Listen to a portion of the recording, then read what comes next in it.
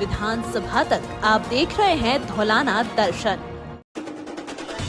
नमस्कार, मैं हूं आपके साथ साक्षी और आप देख रहे हैं आज की ताजा खबर फटाफट अंदाज में। पीएम मोदी असम में हाईवे पर उतरे। प्रधानमंत्री नरेंद्र मोदी असम दौरे पर। वायुसेना के 130 विमान से डिब्रूगढ़ के मोरन हाईवे पर बने इमरजेंसी लैंडिंग फैसिलिटी पर उतरे। ऐसा करने वाले वह पहले प्रधानमंत्री बने। गुवाहाटी में उन्होंने कांग्रेस पर हमला बोलते हुए कहा कि कांग्रेस ने देश को खतरे में डाला है और असम को विकास से वंचित रखा है। पीएम ने दावा किया है कि भाजपा सरकार में असम को ज्यादा फंड और बेहतर इंफ्रास्ट्रक्चर मिला है।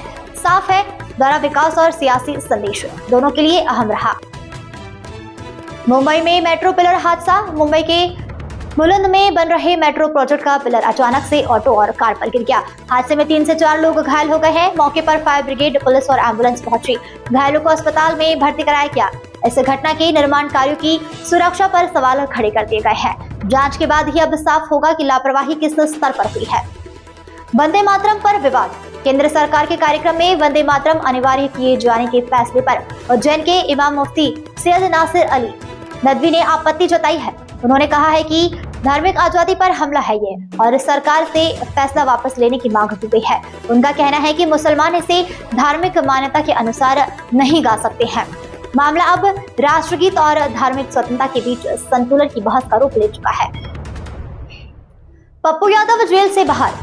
पूर्णिया सांसद पप्पू यादव को 3 मामलों में जमानत मिलने के बाद वे बेऊर जेल से रिहा हो गए हैं। बाहर आकर उन्होंने प्रशासन पर साजिश का आरोप लगाया है और खेमका हत्याकांड के एनकाउंटर पर सवाल उठाए हैं। उन्होंने कहा है कि वे हाईकोर्ट और सुप्रीम कोर्ट तक लड़ाई लड़ेंगे। साफ है कि उनकी रिहाई के बाद बिहार की राजनीति में नई हलचल तय मानी जाएगी।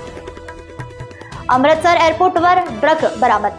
अमृतसर एयरपोर्ट पर कस्टम विभाग ने बैंकॉक से आए एक यात्री के बैग से 1 किलो 640 ग्राम गांजा बरामद किया है, जिसकी कीमत तकरीबन 1.64 करोड़ रुपए बताई जा रही है।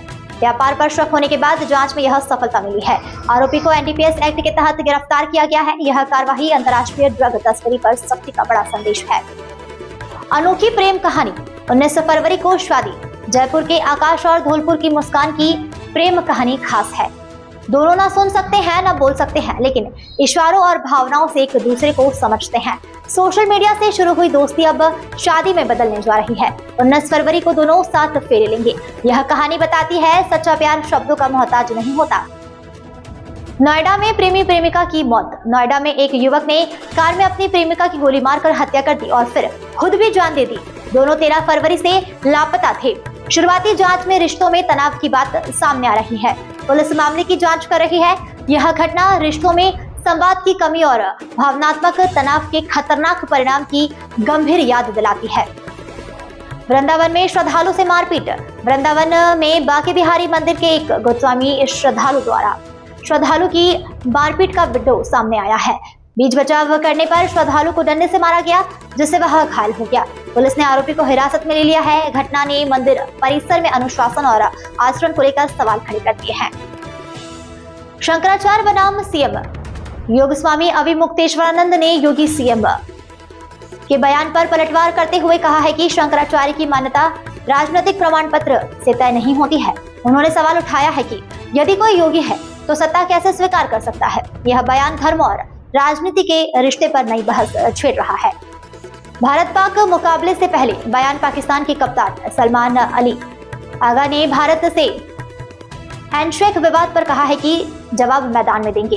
पिछले एशिया कप में भारतीय कप्तान सूर्य कुमार यादव ने हाथ न मिलाने का फैसला किया था और अब कोलंबो में होने वाले मुकाबले हाई वोल्टेज माना जा रहा है। खेल से ज्यादा माहौल अब सबकी नजरें टिकी हुई है। फिलहाल इस अंक में इतना ही। अगले अंक में आपसे मुलाकात होगी। तब तक के लिए मुझे इजाजत दीजिए। नमस्कार।